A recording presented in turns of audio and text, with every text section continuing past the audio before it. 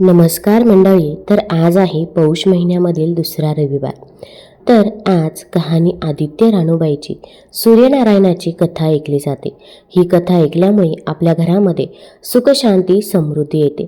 तसेच आपल्याला सूर्यनारायणाचा आशीर्वाद देखील प्राप्त होत असतो. तर आज मी तुम्हाला कहाणी सूर्यनारायणाची, कहाणी आदित्य रानूबाईची सांगणार आहे. त्यामुळे व्हिडिओ स्किप न करता शेवटपर्यंत जरूर बघा. चॅनलवरती नवीन असाल तर चॅनल लाईक करा आणि सबस्क्राईब देखील करा आणि कमेंटमध्ये ओम सूर्याय नमः लिहायला विसरू नका, जेणेकरून आपल्याला देखील सूर्यनारायणाचा आशीर्वाद हा नक्कीच प्राप्त होईल. कहाणी आदित्य रानूबाईची. एका आदित्य रानूबाई तुमची कहाणी. आटपाट नगर होतं. त्या नगरामध्ये एक ब्राह्मण राहत होता. तो नित्य समिधा, फुलं, दुर्वा आणावयास रानात जात असे. तिथं नागकन्या, देवकन्या वसा बसत होत्या. काय ग बायांनो, कसला बसा बसता? तो मला सांगा. तुला रे बसा कशाला हवा? उठशील, मातशील, घेतला बसा टाकून देशील. ब्राह्मण म्हणाला, उतत नाही, मातत नाही, घेतला बसा टाकत नाही. तेव्हा त्या म्हणाल्या, पौष मास येईल. पहिल्या आदितवारी मोन्यानं मुकाट्यानं उठावं, सचिव वस्त्रसहित स्नान करावं, अग्नोदक पाणी आणावं, विड्याच्या नागवेलीच्या पानावर रक्तचंदनाची आदित्य रानूबाई काढावी, 6 रेगाचं मंडळ करावं, 6 सुताचा तातू करावा, त्या 6 गाठी द्याव्या, पानं फुलं वाहावी, पूजा करावी, पानांचा विडा, फुलांचा झेला, दशांगाचा धूप, गुळ खोबऱ्याचा नैवेद्य दाखवावा, 6 मास चाळावी, 6 मास पाळावी, माघी रथसप्तमी संपूर्ण करावं. संपूर्ण मास काय करावं? गुळाच्या पोळ्या, बोटव्यांची खीर, लोणकडं तूप, मेहुणं जेवू सांगावं. असेल तर चिरचोळी द्यावी, नसेल तर जोडक सरी द्यावी, 2 पैसे दक्षिणा द्यावी आणि आपल्या वशाचं उद्यापन करावं. असा बसा ब्राह्मणानं केला. त्याला सूर्यनारायण प्रसन्न झाला. भाग्यलक्ष्मी आली. तेव्हा राजाच्या राणीनं ब्राह्मणास बोलावू धाडलं. ब्राह्मण जातेवेळेस भिवू लागला, कापू लागला. तेव्हा राजाच्या राणीनं सांगितलं की भिवू नको, कापू नको, तुमच्या मुली आमच्या इथे द्या. आमच्या मुली गरिबाच्या तुमच्या घरी कशा द्याव्या? दासी कराल, बटकी कराल. राणी म्हणाली, दासी करत नाही, बटकी करत नाही. राजाची राणी करू, प्रधानाची राणी करू. मार्गेश्वराचा महिना आला. ब्राह्मणानं लगीन करून मुली दिल्या. एक राजाच्या घरी दिली, एक प्रधानाच्या घरी दिली. गेल्या पावली मुलींचा समाचार घेतला नाही. 12 वर्षांनी समाचारास ब्राह्मण निघाला. राजाच्या घरी गेला. लेकीनं बसायला पाट दिला, पाय धुवायला पाणी दिलं. बाबा बाबा, गूळ खा, पाणी प्या. गूळ खात नाही, पाणी पित नाही. माझी कहाणी करायची आहे, ती तू ऐक. तुझी कहाणी ऐकायला मला काही वेळ नाही. राजा पारधीला जाणार आहे. त्याला जेवायला उशीर होईल. तोच त्याच्या मनात राग आला. तेथून निघाला, प्रधानाच्या घरी गेला. तिनं पाहिलं आपला बाप आला म्हणून बसायला पाट दिला, पाय धुवायला पाणी दिलं. बाबा बाबा, गूळ खा, पाणी प्या. गूळ खात नाही, पाणी पित नाही. माझी कहाणी करायची आहे, ती तू अगोदर ऐक. तुझी कहाणी नको ऐकू तर कोणाची ऐकू? घरात गेली, उतरंडीची 6 मोते आणली. 3 आपण घेतली, 3 बापाच्या हातात दिली. त्यांना मनोभावे कहाणी सांगितली. लेकीने चित्तभावे ती ऐकली. नंतर जेवून खाऊन बाप आपल्या घरी आला. बायकोनं विचारलं, मुलींचा समाचार कसा आहे? जिनं कहाणी ऐकली नाही ती दारिद्र्यानं पिडली, दुःखानं व्यापली. राजा मुलखावर निघून गेला. जिनं कहाणी ऐकली होती ती भाग्यानं नांदत आहे. इकडे दरिद्री जी आली होती तिनं आपल्या लेकास सांगितलं, मावशी घनघोर नांदत आहे. तिकडे जाऊन काही दिलं तर घेऊन ये. पहिल्या आदितवारी पहिला मुलगा उठला. तळ्याच्या पाळी जाऊन उभा राहिला. अगं अगं दासीनो, तुम्ही दासी कोणाच्या? आम्ही दासी प्रधानाच्या. प्रधानाच्या राणीला जाऊन सांगा, तुमच्या बहिणीचा मुलगा आला आहे. कसा आला आहे, काय आला आहे? फाटकं नेसला आहे, तुटकं पांघरला आहे, तळ्याच्या पाळीला उभा राहिला आहे. परसदारानं घेऊन या. परसदाराने घेऊन आल्या. न्हाऊ माकू घातलं, पितांबर नेसायला दिलं, जेवू खाऊ घातलं, कोहळा पोखरला, होऊन मोहरा भरल्या.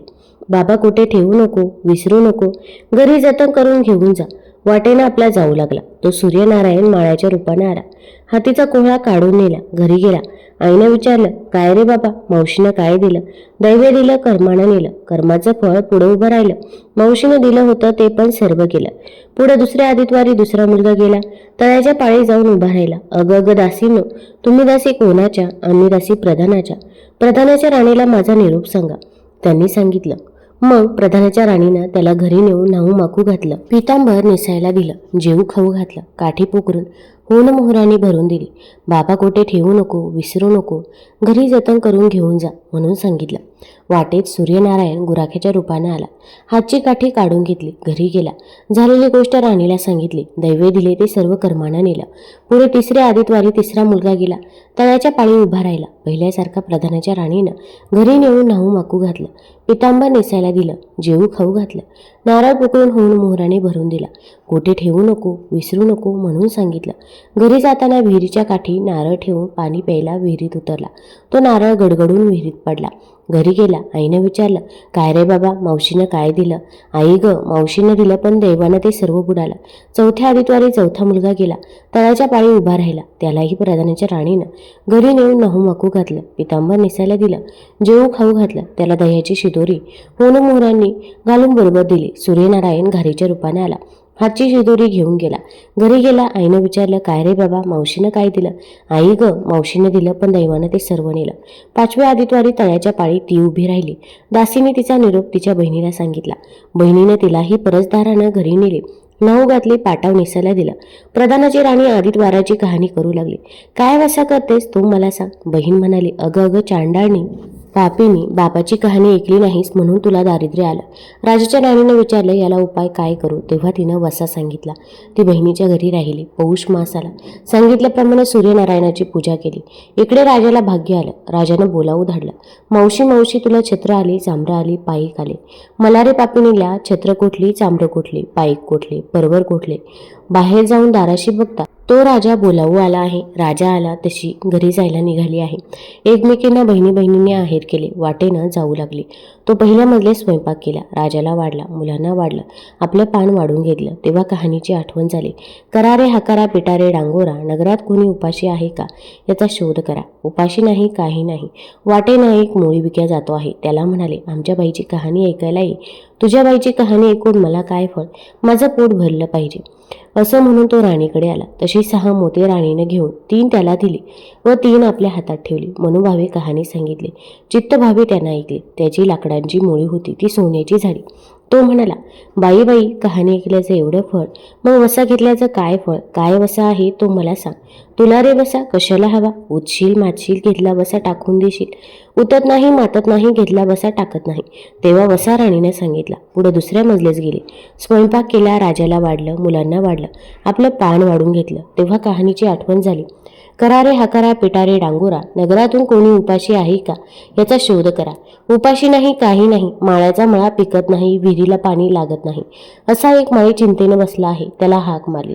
आमच्या बाईची कहाणी ऐक. तो आला. राणीने 6 मोती घेऊन 3 आपण घेतली. 3 माळ्याला दिली. राणीनं कहाणी मनोभावी सांगितली. चित्तभावी माळ्याने ऐकली. माळ्याचा मळा पिकू लागला, विहिरीला पाणी आलं. तो म्हणाला, बाई बाई, कहाणी ऐकल्याचं एवढं फळ, मग वसा घेतल्याचं काय फळ? काय वसा असेल तो मला सांग. मग राणीनं त्याला वसा सांगितला. पुढं तिसऱ्या मजलेच गेले. स्वयंपाक केला. राजाला वाढलं, मुलांना वाढलं. आपलं पान वाढून घेतलं. तेव्हा कहाणीची आठवण झाली. करारे हकारा पिटारे डांगोरा, नगरात कोणी उपाशी आहे का याचा शोध करा. उपाशी नाही, काही नाही. एक म्हातारी आहे. तिचा मुलगा वनात गेला होता. एक डोहात बुडाला होता. एक सर्पानं खाल्ला होता. त्यामुळे चिंताक्रांत बसली होती. तिला म्हणाले, आमच्या बाईची कहाणी ऐक. ती म्हणाली, कहाणी ऐकून मी काय करू? मी मुलांसाठी रडत आहे, बरं येते. मग ती राणीकडे आली. राणीने तिला पहिल्याप्रमाणे कहाणी सांगितली. तिने चित्तभावे ऐकली. तिचा मुलगा वनात गेलेला होता, तो आला. डोहात बुडाला होता, तो आला. सर्पानं खाल्ला होता, तो आला. ती म्हणाली, बाई बाई, कहाणी ऐकल्याचं हे फळ, मग वसा घेतल्याचं काय फळ? काय वसा असेल तो मला सांगा. मग राणीनं तिलाही वसा सांगितला. पुढं चौथ्या मजलीस गेली. स्वयंपाक केला. राजाला वाढलं, मुलांना वाढलं. आपलं पान वाढून घेतलं. तेव्हा कहाणीची आठवण झाली. करारे हकारा पिटारे डांगोरा, नगरात कोणी उपाशी आहे का याचा शोध करा. उपाशी नाही, काही नाही. काना डोळा मासांचा गोळा, हातपाय नाही असा एक मनुष्य रस्त्यामध्ये होता. त्याच्या अंगावर तांब्याभर पाणी ओतलं. पालथा होता तो उलथा केला. 6 मोती होती. 3 मोती त्याच्या बिंबीवर ठेवली. 3 मोती आपण घेतली. राणीनं मनोभावे कथा सांगितली. ती त्यानं ऐकली. त्याला हातपाय आले, देह दिव्य झाला. तो म्हणाला, कहाणी ऐकल्याचं एवढं फळ, मग वसा घेतल्याचं काय फळ? काय वसा तो मला सांगा. मग राणीनं त्याला वसा सांगितला. 5व्या मुक्कामाच घरी आले. स्वयंपाक केले. सूर्यनारायण जेवायला आले. 7 दरवाजे उघडले. लोहगंगा पाणी तापलं. षडरस पक्वान जेवायला गेले. सूर्यनारायण भोजनास बसले. त्यांना पहिल्या घासास केस लागला. ते म्हणाले, अगं अगं, कोणा पापिनीचा केस आहे? राजाच्या राणीला 12 वर्षे दारिद्र्य आलं होतं. तिनं आदितवारी वळचणी खाली बसून केस विंचरले होते. काळा चव्हाळ डोईचा केस, वळचणीची कडी डाव्या खांद्यावरून वेशी बाहेर टाकून दे. राजाच्या राणीला सूर्यनारायणाचा कोप झाला तसा कोणाला होऊ नये. ब्राह्मणाला, मोळी विक्याला, राजाच्या राणीला, माळ्याला, म्हातारीला, कानाडोळा मासांचा गोळा. इतक्यानं जसा सूर्यनारायण प्रसन्न झाला तसं तुम्हा आम्हा हो ही साठा उत्तराची कहाणी 5 उत्तरी सफळ संपूर्ण हो. आता आपण सूर्यनारायणाची 12 नावे घेऊया.